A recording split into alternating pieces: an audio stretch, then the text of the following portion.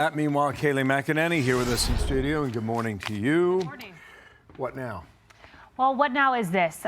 There is one duly elected president of the United States. There's one person who was the first Republican to win the popular vote in 20 years. That person was Donald J. Trump. It is a massive problem when the message being set by the person elected by the American people is lost.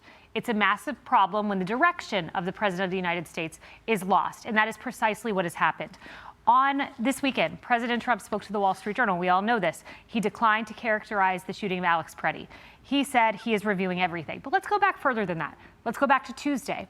Tuesday, President Trump stood at the podium, said, "I felt terribly about the death of Renee Good. I understand both sides." He told his immigration folks, "You've got to lighten up on this." That was Tuesday. That was before Alex Preddy.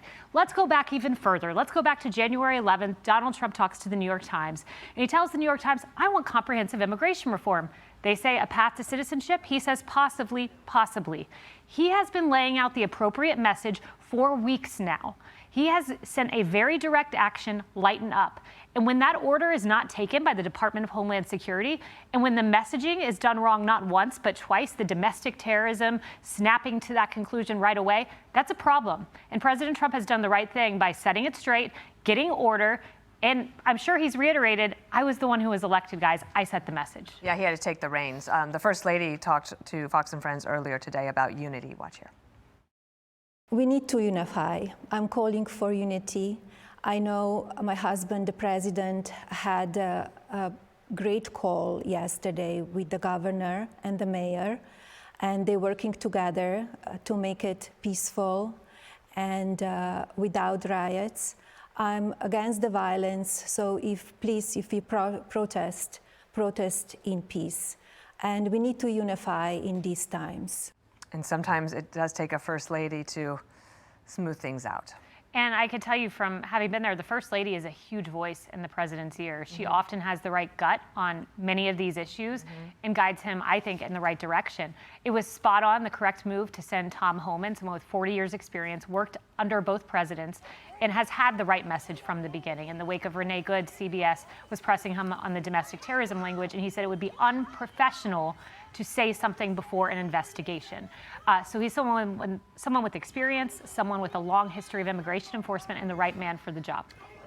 You were there in Trump 1.0, and I think what he learned is that when he fired somebody on his team, he got a lot of blowback for it.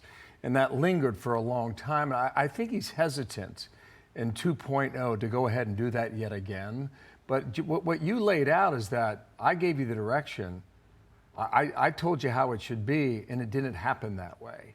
If that's the case, then is this the time for him to make his first significant change? You know, that's a decision for him to make. But to that end, we know that the media likes to carry one narrative. I just listed for you all the things the president has said. Did any of those make headlines? Was it a headline news on CNN when he called for possibly a path to citizenship? No, the headline news was the more eccentric language, the harsher language of subordinates, not of the president.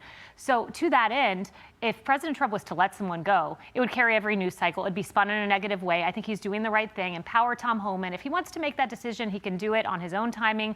But doing it right now, you're just going to get a lot of headlines. The left-wing press is not going to allow that to be characterized. Great stuff. We'll see you at noon on Outnumbered. Thank you. Thank you, Kayleigh. Yep. Thanks. Hey everyone, I'm Emily Campagno. Catch me and my co-hosts Harris Faulkner and Kayleigh McEnany on Outnumbered every weekday at 12 p.m. Eastern, or set your DVR. Also, don't forget to subscribe to the Fox News YouTube page for daily highlights.